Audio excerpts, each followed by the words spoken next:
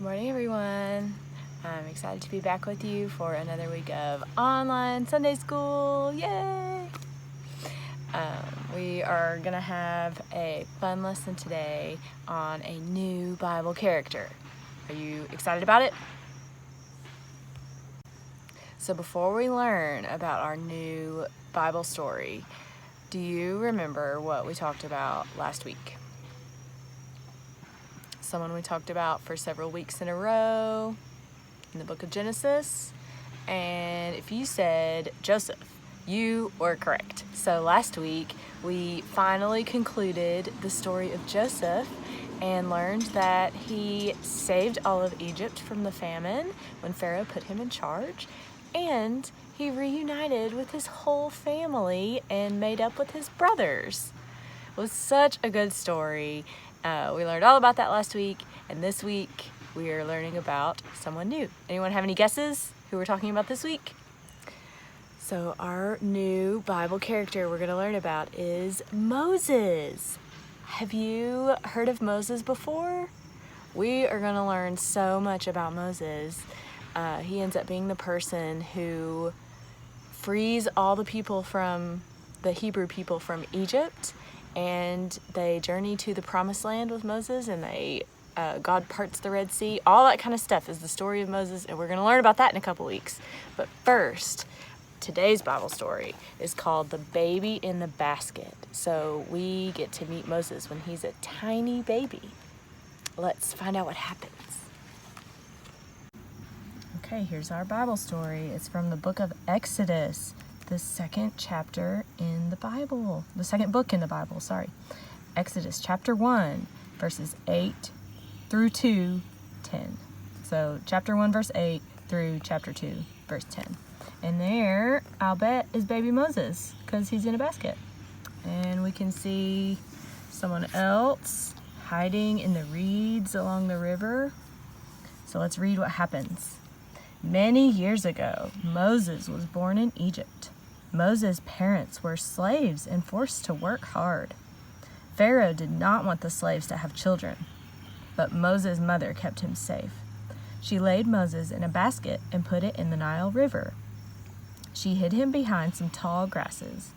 Miriam, his sister, watched him closely, so this must be Miriam. One of the Pharaoh's daughters went to the river. Do you think that's Pharaoh's daughter? She saw Moses and picked him up. Miriam saw what was happening. She ran to the Pharaoh's daughter. "Would you like me to get a woman to take care of the baby?" she asked. Pharaoh's daughter said yes. Miriam ran to get her mother and brought her to the Pharaoh's daughter. The Pharaoh's daughter handed baby Moses to his own mother. Moses' mother took him home. When Moses was old enough, she took him to the Pharaoh's daughter, who adopted him and raised him in the Pharaoh's house. Wow, what a cool story, right? Moses' mother, to keep him safe, put him in a basket and sent him floating down the river. And then who found him but the Pharaoh's daughter? And his mother ended up being able to take care of him until he was old enough. And then he was adopted by the Pharaoh's daughter and became a part of their family and grew up in Pharaoh's house in Egypt. Wow. So our craft today is we're gonna attempt to make a basket, a woven basket, and we're just gonna make it out of paper because I do not even know where to find things to make a real basket or how I would do that. And so we're gonna make it out of paper, but it should be some fun, do you think? And then you can put your toys or whatever in it and pretend that they're baby Moses floating down the river. So for today's craft, you will need a pair of scissors. You will need some tape, and you will need 2 pieces of construction paper. I picked brown and yellow because they're kind of basket-y colors, but you can pick whatever colors you desire. You can also just pick plain white paper. Doesn't matter. And so we're going to cut our pieces of paper into 1-inch strips. and we need 12 strips total. So I'm gonna do 6 strips of brown paper and then 6 strips from my yellow paper. Okay, so take your paper and cut it up, just like this, magic. So I just cut 1 strip, I folded it over on my paper until it was about 1 inch. I didn't actually measure, although you definitely can if you want to. And then I cut it up, and then I used one of my pieces as a guide to cut all the rest of them. So I just kind of marked or looked at how wide it was and then folded the paper and then cut it. If you wanted to be really precise, you could lay your paper out and then use a ruler to mark or draw where you need to cut the lines every inch. And that is also a good idea. Okay, I've started my weaving, so I laid out 5 pieces of one color paper, and then I took another color paper and went over, under, over, under, over, and it looks like that's about as long as they are, so we may not need all 6 strips. So you're gonna do that with all your other pieces. This one I'll go, since I went over here, I'll go under, over, under, over, under. And I'll do that for all my strips, and then we'll see what to do next. Okay, I've done my second piece. You can see the pattern looks different because you want to swap. If you go over on one, you want to go under on the other and do it each time. And it's really hard to get the first couple going, but you can always stop and slide the pieces back into place where you need to, and push the woven pieces together. And then the more you do, the tighter it'll be and the easier it'll be to make your weave, okay? So don't lose heart after the first couple pieces. Keep going and it'll get easier. Okay, so I finished the first steps to making my basket. It should look like a checkerboard pattern, and I ended up having a couple pieces left over, probably because of the way I cut my paper. You may have some more pieces to add, or you may have just as many as me. But we're ready to start the next step, which is I'm gonna go and just turn up one side, so like 1 square's worth on every 4 sides. All 4 sides, I'm gonna tilt it up to make the walls of the basket, and then I'm gonna use tape to keep them in place. Okay, so do that with yours too, and then I'll show you what it looks like next. Okay, so that was kind of tricky, but I found it helpful to just kind of tape as I go. I have a lot of tape on the back here. Tape up each piece kind of as you fold it up, and that'll help hold it in place. So I have half my basket folded up, and now I'm gonna do the other 2 sides.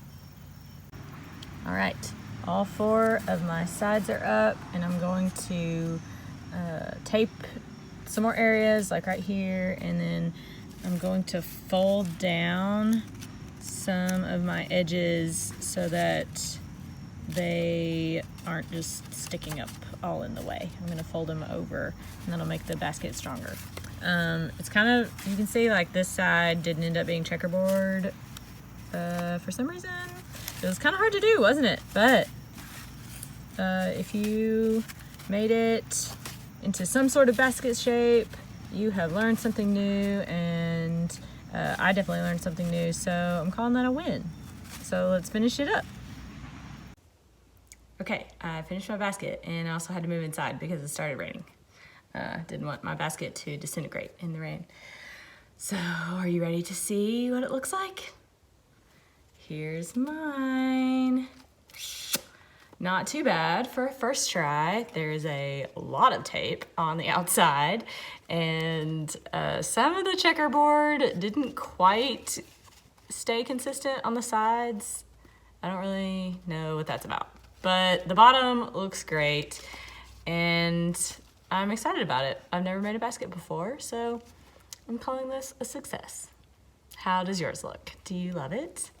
You may need some more time to work on it. If you need to, that's fine. And if you had a hard time with this, don't worry, because I also did too. It's all just, we're just trying new things and learning together. So the ultimate test, we have our basket for a baby. I don't have a baby doll or anything that is quite this small, but I do have a Beanie Baby bunny, and I can put it in the basket and it can float down the proverbial river, although I would not recommend putting it in a river because, again, it is made out of paper and it will melt. But if you have a baby, you can put it in your little basket and pretend that it's baby Moses. How cute is that? So I have my basket here, and you may have your finished basket, or it may not be quite finished yet, but you can look at mine as we say our prayer together. Dear God, thank you for people who keep me safe. Amen. So our prayer thanks God for people who keep us safe, just like Moses' mother kept him safe, and his sister, and the Pharaoh's daughter. All those people kept him safe. Who are some people who keep you safe? Whoever it is in your life, we thank God for them. I thank God for all the people in my life who keep me safe, and I also thank God for everyone who keeps you safe. Safety is important, and it's nice to have people who care about us, just like God cares about us. Okay, so that was our first lesson on baby Moses, and we are going to talk a lot more about Moses as he grows up, and we're going to learn all about the things that he does in the book of Exodus. So stay tuned for that in the coming weeks. It'll be some good stuff. It's very interesting. We also have online worship later today. Don't forget about online worship. We celebrated our third graders and gave them all third grade Bibles last Sunday night at the Gather service. And that recording from that service is going to be in this morning's service. So even if you missed it, you'll get to see all our third grade friends who got their Bibles last week and celebrate them, which is always exciting and awesome. That's something that all of you guys get to look forward to. If you haven't been in third grade yet, you one day will get your very own third grade Bible. So it's always fun to watch along and look forward to what's coming up for you and to celebrate our third grade friends, right? Well, I have had a great time this morning with you learning how to make baskets, learning a new craft and a new skill, and I hope you had fun too. I will see you next week for some more virtual Sunday school, okay? Have a good week, guys. Bye.